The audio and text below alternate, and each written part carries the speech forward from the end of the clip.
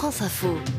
Les pronostics faisaient de lui l'un des grands favoris de la soirée et ils n'ont pas été démentis. Le film Roma a été récompensé la nuit dernière de 3 Oscars. Meilleur film en langue étrangère, meilleur réalisateur, meilleure photographie. 3 Oscars tout de même pour un film qui a été porté, financé, diffusé par une plateforme de vidéo en ligne. Bonjour Thierry Fioril. Bonjour Céline. Alors on avait beaucoup parlé avec vous de l'entrée en force de Netflix dans le cinéma.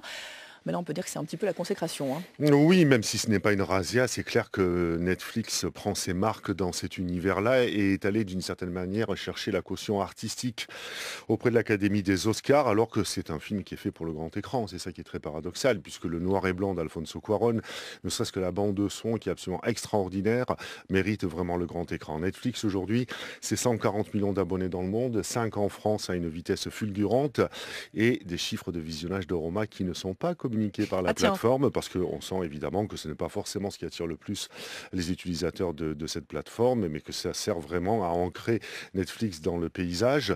Alors évidemment, on se dit oui, il finance des films, mais c'est un moindre coût pour une autorité artistique importante. Un exemple, la taxe Netflix et YouTube en France a rapporté en 2018 une dizaine de millions d'euros seulement, et elle est toute récente, c'est le CNC qui l'a mise en place, contre 140 millions d'euros pour les salles de cinéma et 290 pour les télévisions qui reste le premier financeur.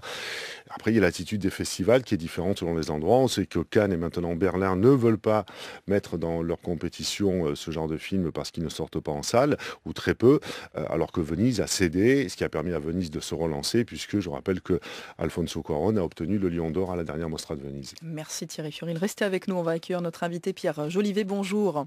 Bonjour. Vous êtes réalisateur, vous êtes aussi le vice-président de l'ARP, la Société civile des auteurs, réalisateurs, producteurs. Alors vous, qu'est-ce que ça vous inspire? 3 Oscars qui récompensent un film qu'on n'a pas pu voir dans les cinémas en France.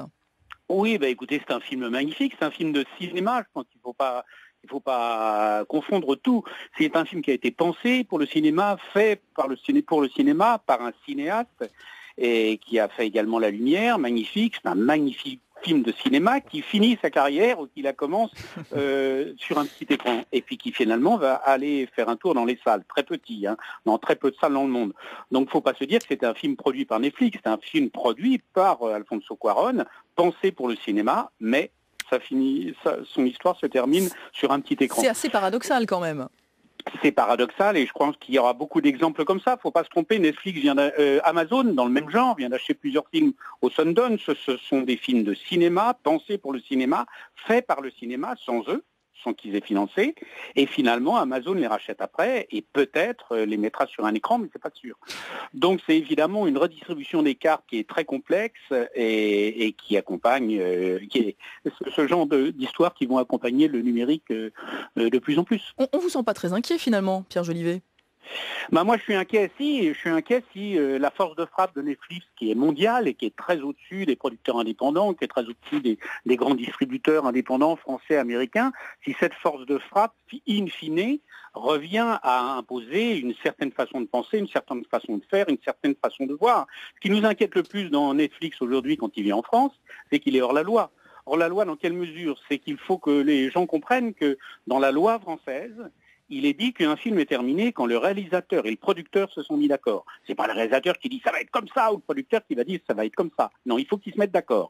C'est là où l'œuvre est terminée. Dans les contrats Netflix, en cas de conflit entre le réalisateur et le producteur, c'est le producteur qui décide. Ça veut dire que c'est le producteur qui a la main sur l'objet. Ça veut dire que c'est le producteur qui peut faire changer l'histoire. Ça veut dire que c'est le producteur qui peut décider qu'à la fin, on retire une scène. Vous, par exemple, vous accepteriez de réaliser un film dans ces conditions? Écoutez, moi, absolument pas, parce que ça fait 30 ans que je me bats pour le droit moral, et parce que je pense qu'il est très important pour la démocratie que les auteurs soient libres d'aller au bout de leurs propos.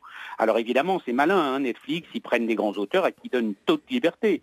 Ça, c'est vraiment l'arbre très joli, avec plein de fleurs, plein de feuilles, qui cachent la forêt. Et en même temps, il faut aller chercher... La force de frappe. Pardon ? Il faut aller chercher le financement là où il est aussi.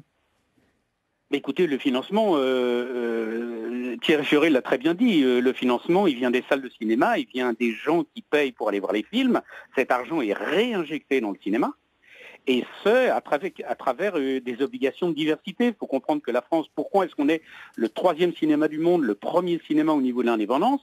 C'est parce que nous avons créé avec ceux qui font du cinéma qu'ils réinvestissent dans le cinéma et dans la diversité des petits films, des grands films, des moyens films, des films qui parlent de tous les sujets. C'est ça la force de notre cinéma. C'est pas l'arrivée de quelqu'un très très riche qui tout d'un coup va dire je vais prendre des auteurs très connus et leur laisser la liberté de faire des films. C'est très bien. Moi je trouve ça très très bien. Mais le cinéma, avec ce qu'il nécessite d'invention, de démocratie, il ne peut pas se satisfaire de ça. Thierry Furil. Oui, là où l'auditeur risque de s'y perdre, c'est qu'on compare des marchés qui n'ont rien à voir dans la mesure où aux États-Unis, les majors sont de plus en plus frileuses. Et on voit que par exemple le rachat par Disney de la Fox va priver sans doute la Fox Searchlight, qui est une branche très importante pour le soutien au cinéma d'auteur. En revanche, ce qu'il y a de vrai et qui a été très inquiétant, et Frédéric Brodin, le président du CNC, était venu le dire ici à France Info, c'est qu'ils ont voulu négocier avec Netflix et que Netflix n'a pas voulu que Roma sorte en salle. Ça aurait été possible de le faire par exemple dans les grandes métropoles, même avec peu d'écran, mais ça aurait été un événement. C'est ça qui est embêtant, Pierre Jolivet, c'est qu'il ne joue pas le jeu. Écoutez, quel jeu joue-t-il? Le jour où vous le saurez, vous nous appelez, puis on fait une réunion tous ensemble. C'est un jeu économique pour l'instant, essentiellement. Oui, c'est les enjeux économiques, mais bon, c'est difficile de parler de tout ça avec eux parce qu'ils ne la jouent pas franc jeu, et voilà. Donc, à nous aussi, il faut savoir qu'aux États-Unis, les syndicats sont très très forts, et donc tout est très cadré aux États-Unis. Mais est-ce que le système en France est adapté à cette nouvelle redistribution des cartes? C'est à nous, sans cesse, d'inventer, de réadapter et de comprendre comment ça marche. C'est vrai que le numérique va très vite, mais c'est notre responsabilité. On l'a fait, vous savez, quand la télévision est arrivée, qu'il n'y avait que du cinéma, la télévision est arrivée, puis Canal+ est arrivé. À chaque fois, il a fallu redistribuer les cartes, se mettre autour d'une table et travailler ensemble. Le problème avec ces majors qui sont beaucoup plus puissantes que tous les interlocuteurs qu'on a eu jusqu'ici. Avant, on discutait avec des majors américaines. Mais là, on est avec les maîtres du monde. Donc ça demande des conversations très solides, ça demande des argumentaires très forts et ça demande un politique très fort. Car si les auteurs n'ont plus le final cut, n'ont plus la responsabilité de ce que sera véritablement leur œuvre, là, on est véritablement en danger. Et on a bien compris que les discussions ne sont pas terminées. En tout cas, merci beaucoup Pierre Jolivet d'avoir été avec nous, vice-président de l'ARP, la Société civile des auteurs, réalisateurs et producteurs. Et merci à vous évidemment Thierry Furil, spécialiste cinéma à la rédaction de France Info.